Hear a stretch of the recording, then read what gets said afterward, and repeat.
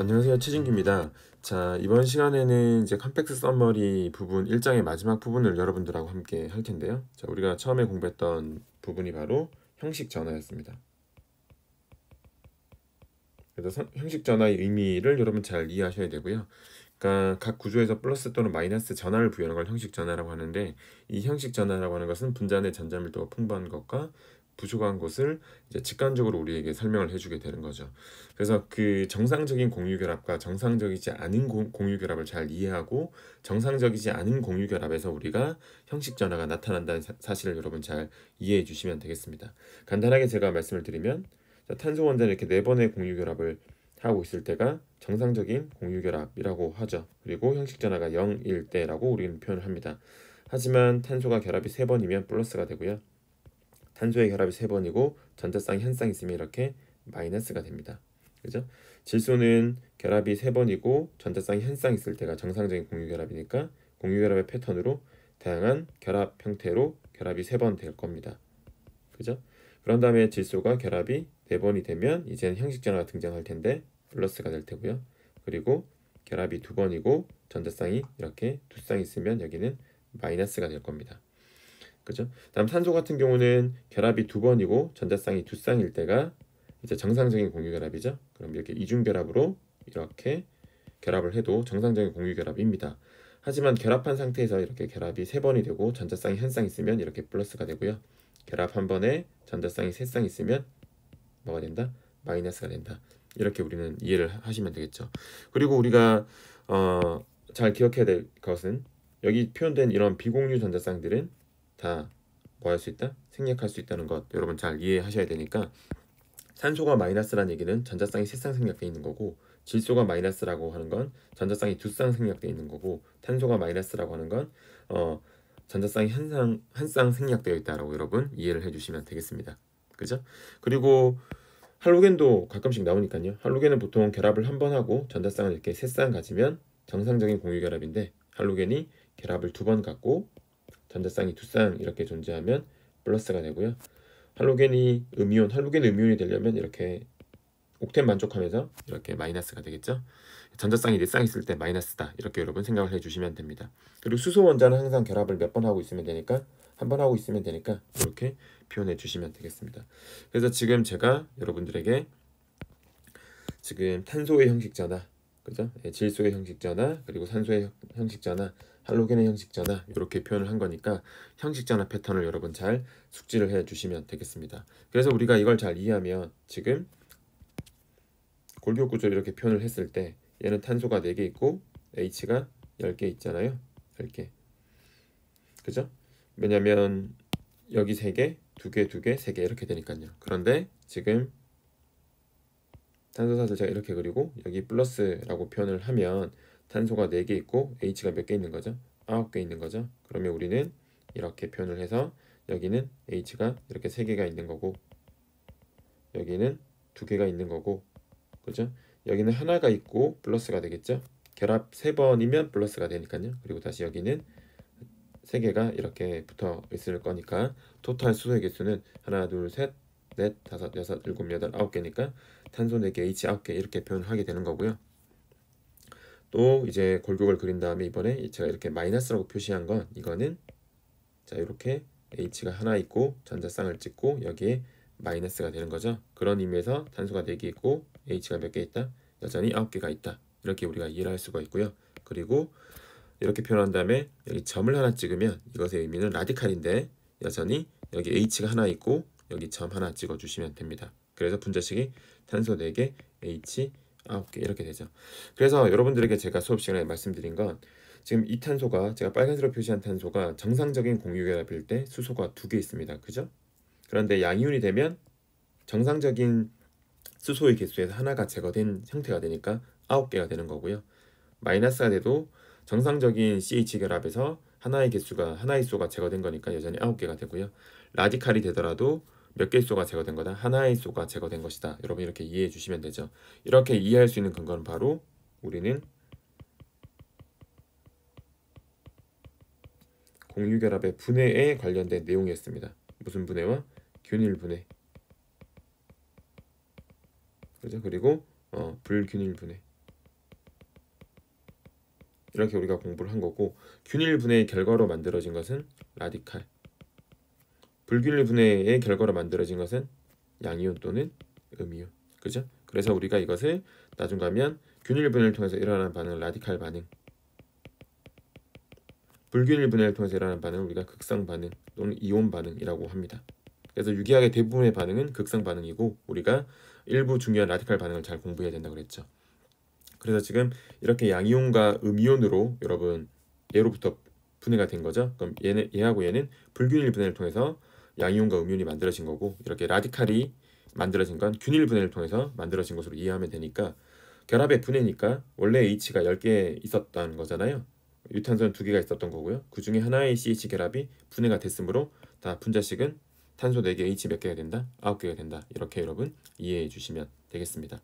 그래서 형식 전하와 골격 구조를 여러분 빠르게 인식할 수 있는 능력, 우리 유기학 초시생에게는 굉장히 중요한 목표가 되니까요. 꾸준하게 연습을 해주시면 되겠습니다. 이제 넘어갈게요.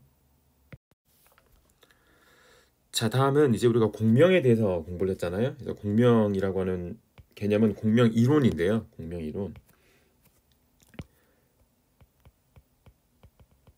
명 이론이잖아요. 근데 우리가 보통 공명 구조라고 표현을 하고, 제가 수업 시간에 강조했다시피 공명 구조 관계다. 어떤 관계냐면 서로 동일한 분자의 관계를 의미하는 거예요. 그래서 공명 구조 이론, 공명 구조 관계 이런 것들은 분자의 실제 구조를 설명하기 위한 하나의 이론입니다. 그죠? 분자의 실제 구조를 설명하기 위한 이론이에요. 그죠? 왜냐하면 핵주위의 전자들이 편제되어 있는 것도 있지만 비편제되어 있는 전자들로 인해서 한 가지 루이스 구조로 분자 구조를 설명할 수가 없어요. 그래서 여러 가지 루이스 구조로 분자 구조를 설명할 수 있는데, 이 여러 가지 분자 구조들의 관계를 우리가 공명 구조 관계라고 표현을 하는 거죠. 여기서 이제 가장 중요한 포인트가 바로 공명 구조는 뭐에 의해서만 가능하다? 전자의 재배치에 의해서만 공명 구조가 가능한 거고요. 어떤 전자를 재배치해야 되냐? 우리는 비공유 전자, 그죠? 파이 전자, 그죠? 근데 이것을 우리가 공부를 했으니 이것의 일반화는 바로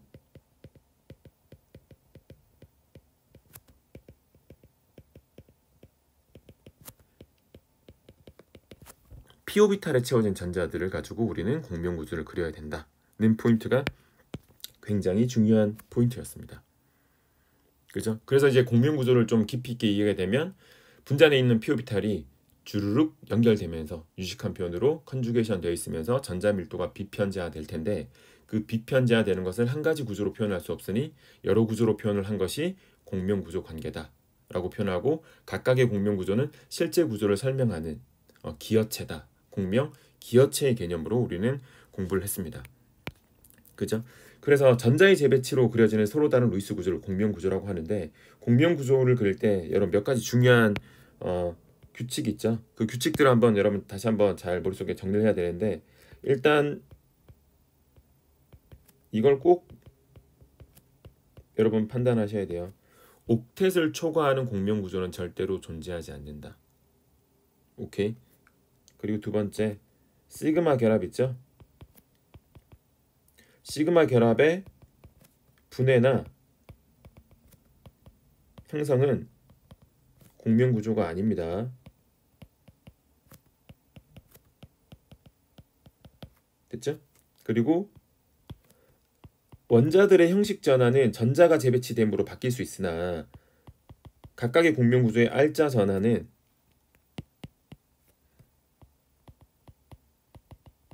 항상 유지가 되어야 합니다. 아시겠죠? 지금 옥텟 초과하지 말아야 된다. 그리고 시그마 결합 전자쌍을 절대로 움직이거나 재배치하면 안 된다. 그리고 분자의 알자 전환은 항상 유지되어야 한다. 여러분 이 세 가지 규칙만 머릿속에 잘 숙지를 하더라도 여러분들은 충분히 공명 구조를 잘 그릴 수 있습니다. 그죠? 그래서 우리가 공명 구조를 연습을 할 때 유기학 초시생들은 어떻게 공명 구조를 시작해야 될지 정말 모른단 말이에요. 제가 볼 때는 학생들이. 그래서 제가 말씀드렸죠. 공명구조 패턴에 따라서 그 패턴에 해당하는 전자들을 재배치시키면 된다라고 했습니다. 그래서 첫 번째가 바로 알릴 자리에 뭐가 존재하면 이렇게 전자쌍이 존재하면 이 알릴 자리 전자쌍으로 이렇게 재배치시킬 수 있다. 그죠? 그러면 다음 같은 공명구조가 그려지겠네. 얘 같은 경우는. 그죠? 그리고 여기 땡땡 여기에 마이너스 여기도 마이너스. 그러니까 알릴 자리 전자쌍이 재배치. 그리고 이렇게 표현을 하고 알릴 자리에 이렇게 양전하가 있으면 이렇게 재배치. 그죠? 그래서 지금 굉장히 많이 사용돼요. 이중결합 다음 자리가 알릴 자리니까 알릴 자리의 전자쌍, 알릴 자리의 양전하. 일 때 공명구조 그릴 수 있죠. 알릴 자리에 전자쌍이 있을 때는 전자쌍을 재배치시킴으로 옥텟 초과기에서 파이 결합을 끊는 거고, 알릴 자리에 이렇게 양전하가 있을 때는 여기는 파이 결합을 끊어서 재배치시켜서 이웃한 자리로 파이 결합을 옮겨주면 됩니다. 그래서 이 두 가지 패턴이 굉장히 많이 사용되는 거고요. 그런 다음에 우리는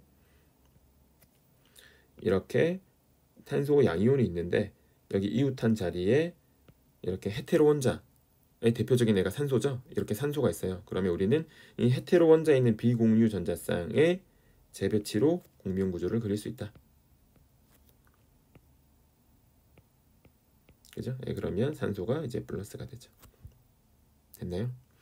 다음은 서로 다른 전기음성도를 가지고 있는 파이 결합이 있으면 이때는 전화분리를 시킬 필요성이 있다면 전화분리를 시키되 전화분리 시킬 때는 EN 값이 큰 원자 쪽으로 재배치를 시키면 된다. 그래서 O에 마이너스, 탄소에는 플러스. 그죠? 그리고 마지막 패턴이 이러한 고리가 있으면 고리를 따라 이중결합, 단일결합이 교대로 존재할 때 컨주게이션 되어 있을 때 우리는 고리를 따라서 컨주게이션 되어 있는 다중결합들의 위치를 한 번씩 바꿔주면 공명구조가 그려진다. 이렇게 우리가 표현을 했습니다. 그래서 다시 한번 중요하니까 한번 생각해보면 알릴 자리, 이중결합 다음 자리 전자쌍, 알릴 자리 양전하, 탄소 양이온의 이웃한 자리에 헤테로 원자가 있다. 그리고 전기음성도와 다른 두 파이 결합.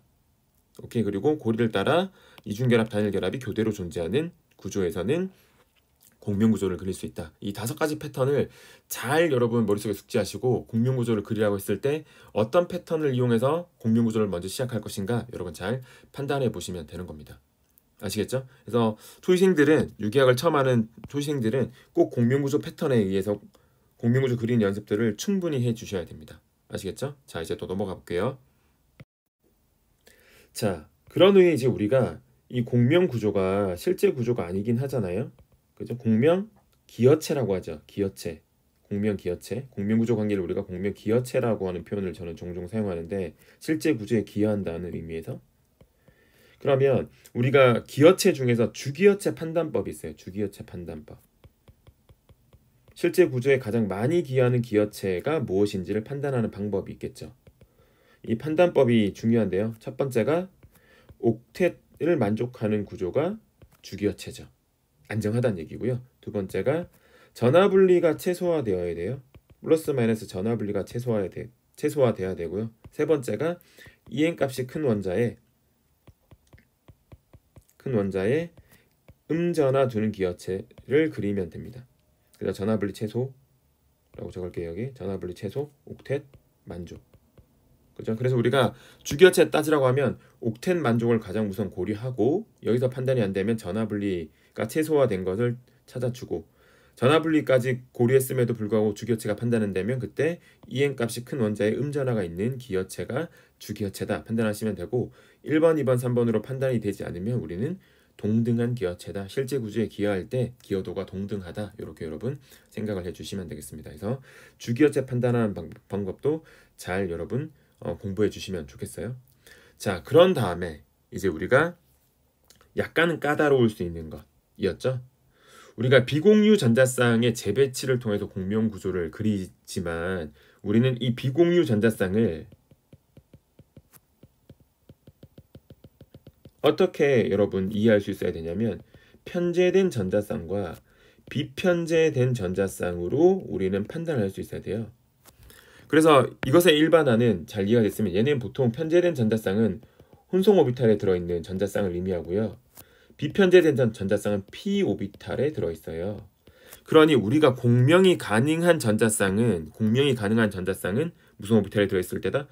p 오비탈에 들어있을 때니 p 오비탈에 들어있는 비공유 전자쌍만 공명이 가능하다는 얘기입니다. 그래서 우리가 공부했던 분자가 아마이드였죠. 아마이드는 다음 같은 작용기를 우리가 아마이드라고 하는데 이 아마이드 질소에 비공유 전자쌍이 이렇게 한 쌍 있단 말이에요. 이 비공유 전자쌍이 편제돼 있냐 비편제돼 있냐를 판단해 보면 얘는 공명구조 패턴이 있는 거예요. 딱 보는 순간 여기 이중결합이죠. 이중결합 다음 자리에 이렇게 비공유 전자쌍이 있는 건 공명구조 패턴 알릴 자리 전자쌍으로 이해하시면 됩니다. 그러니 우리는 얘가 이렇게 공명구조가 가능한 거죠. 자, 공명이 가능하다는 얘기는 여기는 여기는 비공유 전자쌍이 p 오비탈에 존재한다는 얘기고 p 오비탈에 존재한다는 얘기는 다시 해석하면 원자단이 아니다는 의미로 해석할 수 있습니다. 그러면 이 질소의 비공유 전자쌍은 이 비공유 전자쌍은 원자단이 아니므로 이 질소의 원자단은 하나, 둘, 세 개가 되겠죠. 그래서 아마이드 질소의 혼성은 뭐다? sp2다 라고 여러분들은 이해할 수 있어야 합니다. 그죠? 그리고 sp2로 여러분은 이해하셨으면 다음같이 그림을 표현할 수 있어야겠죠. 자, 이렇게 삼각평면의 기하 구조를 그려주고 평면의 수직인 방향으로 이렇게 p 오비탈을 그려주죠. 이때 질소의 최외곽 전자 5개를 sp2, sp2, sp2, p 오비탈에 채워주는 겁니다. 그러면 얘가 바로 n sp2가 되는 거죠. 그죠? 그래서 지금 보시면 제가 이 그림을 조금 더 디테일하게 한번 그려보면 이렇게 있고요. 여기 이렇게 있고 n 이렇게 있다고 할게요. 그럼 여기가 r이고요. 여기가 o라고 하면 기존의 CO 이중결합이 있죠, 여러분. CO 이중결합은 p 오비탈의 측면 겹침으로 여기 p 오비탈과 산소의 p 오비탈의 측면 겹침으로 여기 전자 하나씩 둬서 이렇게 파이 결합을 만들고 있는 겁니다. 이때 질소의 비공유 전자쌍이 어디에 들어있다고요? p 오비탈에 들어있다고요. 그러니까 p 오비탈에 이렇게 채워주게 되면, 그죠? 여기 p 오비탈이 하나, 둘, 셋 이렇게 뭐 한다고요? 컨주게이션 되어 있다고요. 컨주게이션. 이 컨주게이션 되어 있으면 항상 공명이 가능한 겁니다. 공명 구조를 그릴 수 있다는 의미로 해석해 주셔도 되죠. 그래서 이렇게 전자가 p 오비탈이 겹치면서 비편제화 되는 것을 각각의 공명 구조로 표현한다는 것을 우리는 잘 이해할 수 있어야 돼요. 그러니까 즉 이렇게 비편제화 되는 것을 한 가지 구조로 표현할 수가 없잖아요. 그러니 여러 가지 구조로 표현을 했는데 그것이 바로 공명 구조 관계다라고 생각해 주시면 되고요. 여기서 이제 여러분들은 생각해야 되는 것이 심화적으로 지금 이 아마이드가 평면 구조다. 이해하시겠어요? 왜요? sp2니까요. 오케이? 그리고 아마이드 질소는 이 질소는 염기도가 존재하지 않는다. 왜 존재하지 않겠어요? 염기도가. 염기로 사용되려면 편제된 전자쌍이어야 되는데 뭐하기 때문에? 이렇게 비편제하기 때문에 염기도가 존재하지 않는다. 그죠? 그리고 여기 보시면 CN, 여기 CN 결합 있죠? 이 CN 결합의 결합 길이가 짧아요. 길이가 일반적인 CN 단일 결합보다 짧다는 뜻이에요. 짧아요. 오케이? 왜냐면 우리가 아마이드 구조를 다시 이렇게 그리면 여기는 이 비공유 전자쌍이 이렇게 공명하면 공명구조 화살표로 표시를 하고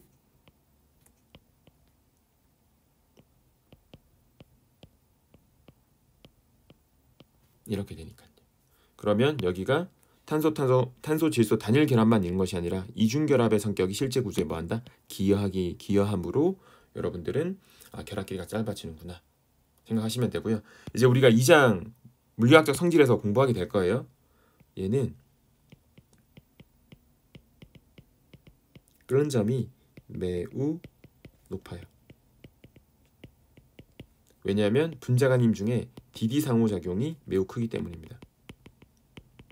이건 2장에서 공부할 내용이에요. 근데 연관되어 있기 때문에 한번 미리 말씀을 드리는 겁니다. 왜 DD 상호작용이 크냐? 이렇게 전화 분리된 구조들은 다이폴 인터랙션이 매우 커지기 때문입니다.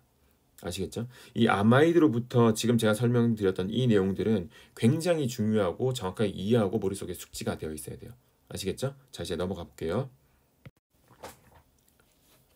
자, 다음으로 우리가 공부했던 분자가 바로 기억나시나요? 피리딘이죠. 피리딘. 피리딘의 구조는 다음같이 표현을 합니다. 근데 이 피리딘의 질소의 비공유 전자쌍의 위치는 여러분 여기 이중결합의 질소가 묶여 있죠. 이 자리를 우리가 바이닐 자리라고 불러요.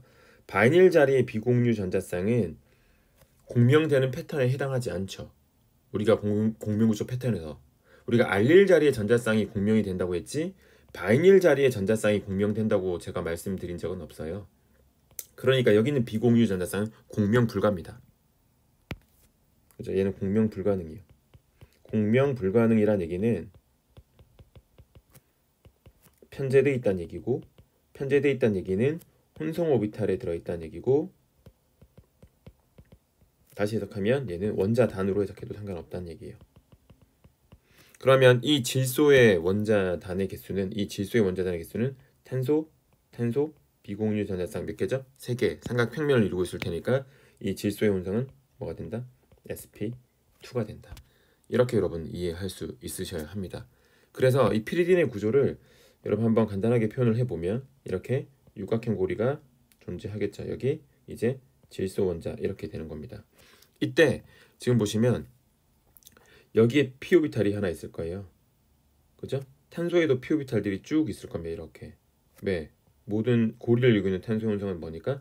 sp2니까. 그래서 여러분 질소의 전자 하나와 이 탄소의 전자 하나가 이렇게 파이 결합을 이루고 있는 상황이에요. 그죠? 여기도 전자 탄소 이렇게 파이 결합, 탄소 파이 결합 이렇게 되겠죠. 됐죠?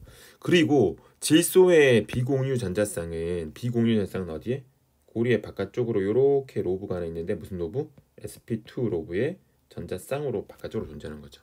그러면 여러분 생각해 보세요. 이 기하 구조에서 우리 필수 이론 교재에 있는 것처럼 지금 피리딘의 공명 구조는요.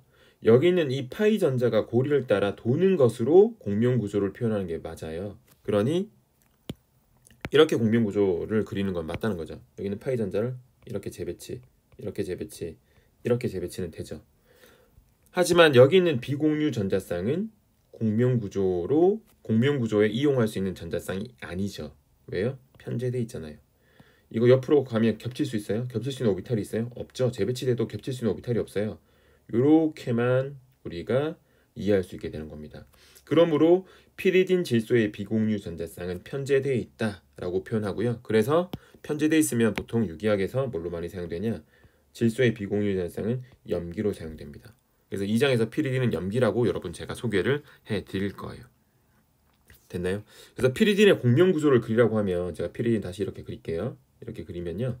피리딘 이렇게 그리면 피리딘의 공명 구조는 우리 공명 구조 패턴 5번째에서 고리를 따라 컨주게이션 되어 있는 파이 결합의 위치를 바꿔서 공명 구조를 그릴 수 있다. 이것이 피리딘의 공명 구조예요.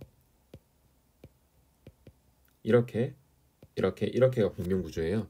그러니 이 질소의 비공유 전자쌍은 전혀 공명 구조에 참여하지 않는다는 것 여러분 이해해 주시고, 공명 구조에 참여하지 않으면 불가능하면 원자단 됐죠? 이렇게 여러분 판단해 주시면 됩니다. 그러면 다시 우리가 정리를 해보자면 지금 아마이드 나이트로젠과 피리딘 나이트로젠을 잘 구분해야 되는데, 어쨌든 여러분 두 질소의 혼성은 sp2이므로 이렇게 삼각평면으로 표현을 하는 게 맞아요. 맞죠? 그리고 평면의 수직으로 혼성하지 않는 p-오비탈이 이렇게예요. 그죠? 여기에 체외곽 전자 5개를 채우는데 아마이드는 비편제된 전자쌍을 가지고 있으니까 이렇게 찍어야 되는 거고요. 피리딘은 편제된 전자쌍을 가지고 있으니까 이렇게 5개를 찍으셔야 되는 겁니다. 다 5개를 찍은 건 맞죠? 다 질소 형성은 뭘로 표현한 거예요? N, sp2인데 5개의 체외곽 전자를 오비탈에 어떻게 채워야 할 것인가를 정확하게 이해해 주시면 되는 것이고, 이때 우리는 얘를 비편제, 이쪽을 편제된 전자쌍으로 이해를 할 수 있게 된다. 아시겠죠? 자, 그래서 다시 한번 말씀을 드리면, 우리가 이렇게 그리고 여기 이렇게 표현하면 이게 알릴 자리 전자쌍이죠.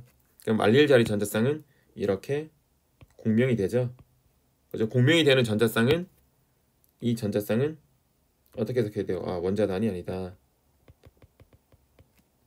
이렇게 이해하시면 되는 거예요.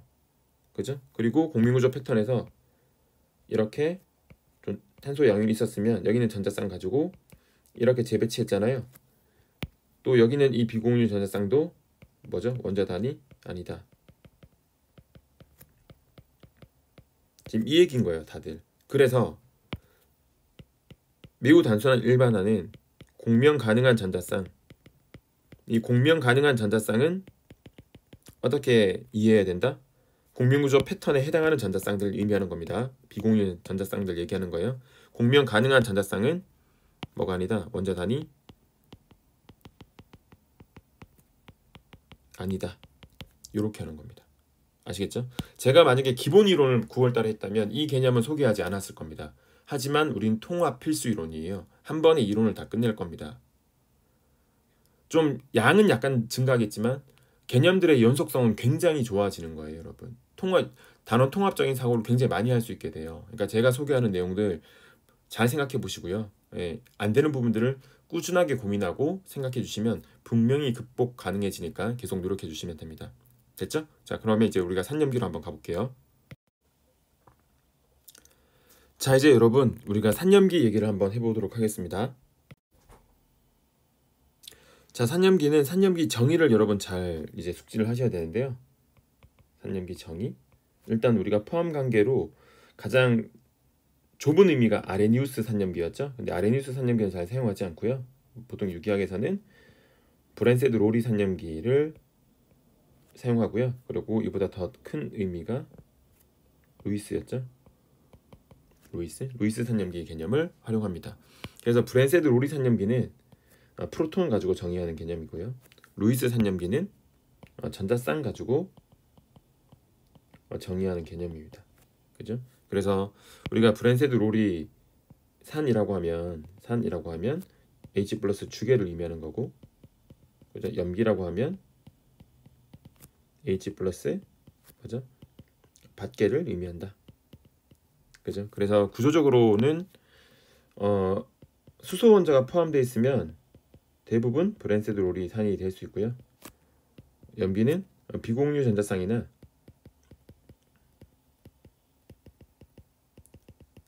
파이 결합이 있으면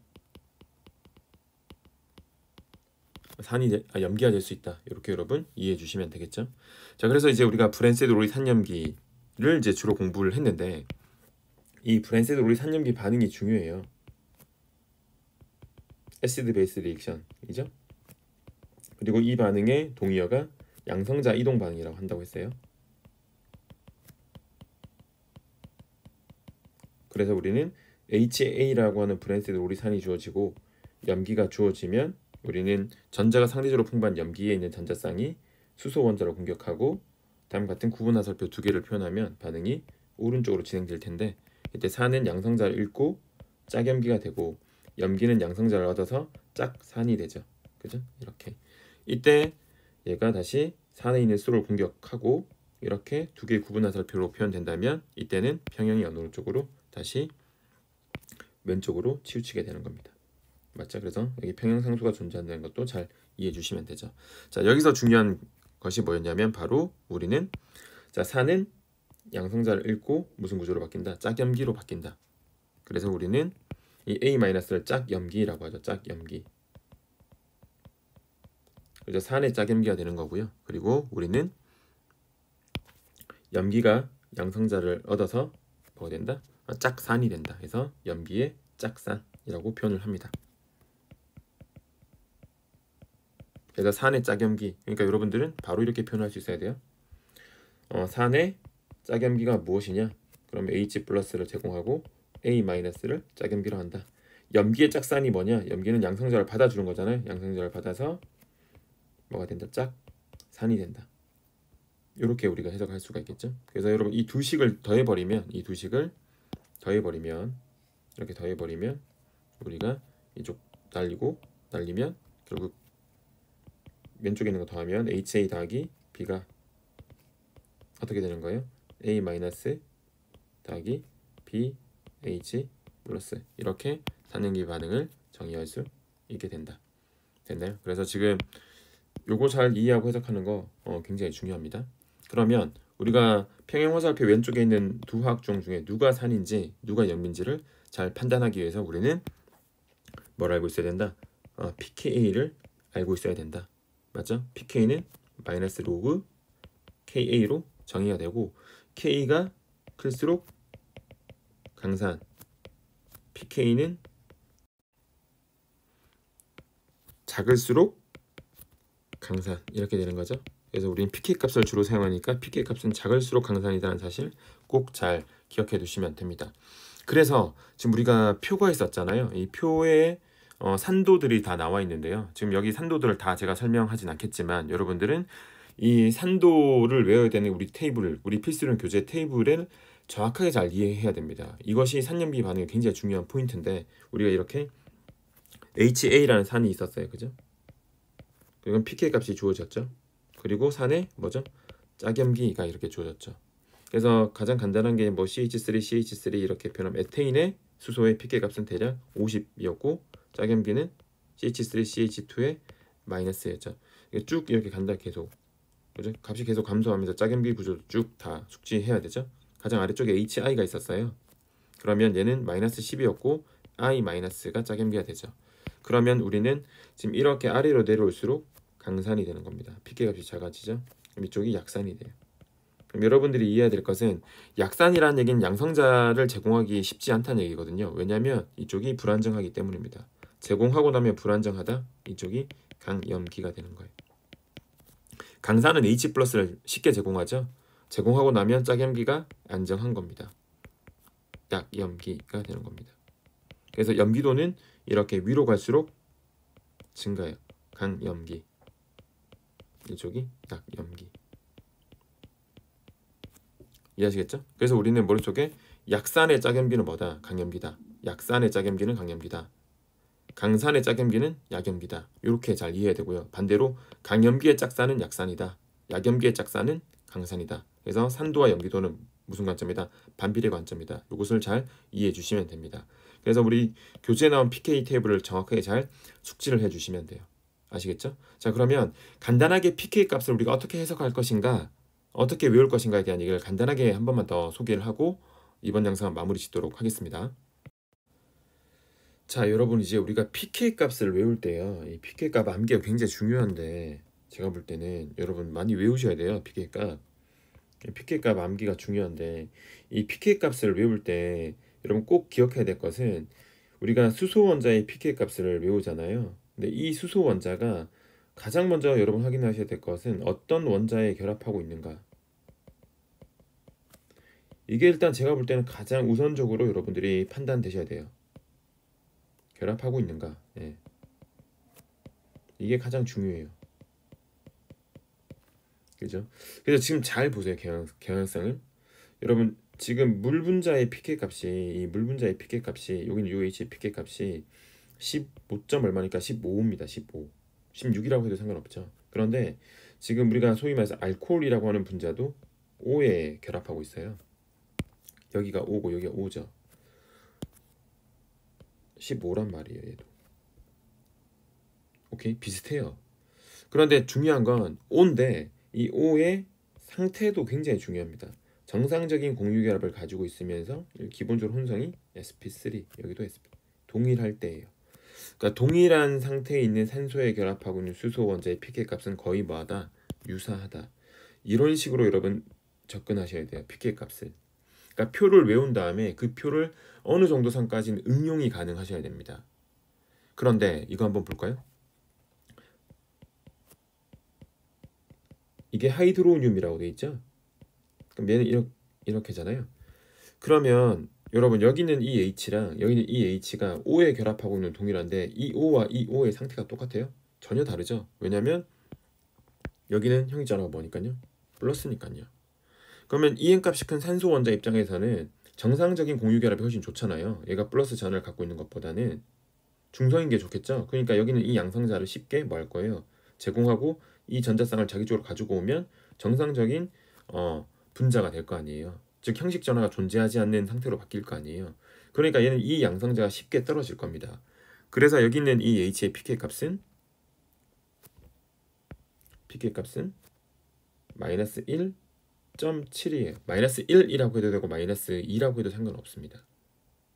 됐죠? 그러니까 여기는 이 H와 여기는 이 H가 동일한 O에 결합하고 있다 하더라도 O의 형식 전화, 뭐 혼성 이런 것들을 전반적으로 고려해서 pK 값을 판단하셔야 돼요. 그러면 제가 이렇게 표현하면요. 우리가 얘를 하이드로늄이라고 우리 교재에 적혀져 있을 거예요. 하이드로늄. 얘는 우리가 옥소늄이라고 부릅니다. 옥소늄이라고 불러요. 그럼 옥소늄에 여기는 이 H의 pK 값은 얼마예요? 라고 물으면 모른다고 하시면 안 되고요. 대략 누구랑 비슷하게 하겠구나. 마이너스 1.7과 비슷한 값을 갖겠구나. 왜냐면 이 산소 원자도 여전히 형식전화가 뭐니까? 플러스니까. 됐죠? 이런 식으로 판단하셔야 됩니다. 됐죠? 그래서 볼게요. 질소에 결합한 H 있죠? 암모니아. 그죠? 이 H의 pK 값이 대략 얼마였다고요? 38. 오케이. 그러면 여기 알킬기를 하나 갖다 붙이고 이렇게 표현해도 여기는 이 H의 pK 값이 정확하게 38은 아닐지라도 거의 38과 뭐 할 거라고요? 비슷할 것이다. 왜? 이 N과 이 N이 동등한 상황이기 때문입니다. 맞죠? 하지만 이렇게 되면 질소의 형식 전화가 플러스가 됐죠? 얘랑 얘랑 같을 수가 없어요. 그죠? 직관적으로 표현하면 여기는 이 H는 쉽게 잘 안 떨어져요. pK 값이 크니까 상대적으로 약산이니까. 근데 얘는 굉장히 이 양성자가 쉽게 제거될 겁니다. 왜냐면 제거되고 나면 여기는 이 전자쌍을 질소가 가지면서 질소가 정상적인 공유결합 형식 전화가 0으로 바뀌게 되니까요. 그래서 지금 이 암모늄에 존재하는 pK 값이 우리는 얼마라고 외워야 돼요? 10이라고 외운 거죠. 그러면 여기 CH3를 하나 갖다 붙이고 이렇게 표현되면 여전히 여기가 플러스일 텐데 여기는 이 pK 값이 얼마냐라고 우리가 물어보면 모른다고 하면 안 되는 거예요. 대략 얼마 정도에서 결정되어진다? 10에서 결정되어진다. 이렇게 판단을 하는 겁니다. 무슨 말인지 이해하시겠죠? 그래서 여러분 어떤 원자에 제가 다시 한번 강조하고 싶은 건 어떤 원자의 수소 원자가 결합하고 있는가를 판단하는 거 굉장히 중요해요. 마지막 예를 하나 더 들고 수업 시간에 더 얘기해 볼게요. 지금 우리가 CH4라고 하는 이 분자의 pK 값은 여기는 이 H의 pK 값은 대략 50 이상으로 보면 됩니다. 그런데 우리가 1장에서 공부했던 에틸렌이라고 하는 구조에서 이 구조에서 여기는 이 수소의 pK 값은 얼마냐? 44, 45예요. 그리고 아세틸렌의 pK 값은 얘는 25죠. 지금 어떤 원자에 결합하고 있는지 확인해 보면 다 C에 결합하고 있어요. 수소들이. 그럼에도 불구하고 pK 값이 차이가 나죠. 지금 pK 값이 작을수록 강산이니까 바로 오른쪽으로 갈수록 산도가 증가하고 있다. 산도 증가. 이렇게 우리는 정의할 수 있게 됩니다. 이해할 수 있게 되죠. 그러면 왜 동일한 원자에 결합하고 있는 탄소임에도 불구하고 동일한 원자 탄소에 결합하고 있는 수소임에도 불구하고 산도 차이가 나냐? 여러분 눈치채셨겠지만 탄소들의 뭐가 다른 거예요? 혼성이 다른 거예요. 이렇게. 그렇죠? 이 혼성에 따라서 왜 이렇게 차이가 날까? 이런 부분들을 우리가 다음 시간에 공부하게 될 겁니다. 그래서 여러분 다시 한번 강조드린 건 이 수소 원자가 우리가 외우는 이 수소 원자가 어떤 원자에 결합하고 있고 그 원자의 상태는 어떻게 되는 것인가를 잘 파악하는 게 중요하다는 말씀드리고요. 이번 썸머리 영상은 여기까지 마무리하도록 하겠습니다. 여러분 수고하셨습니다.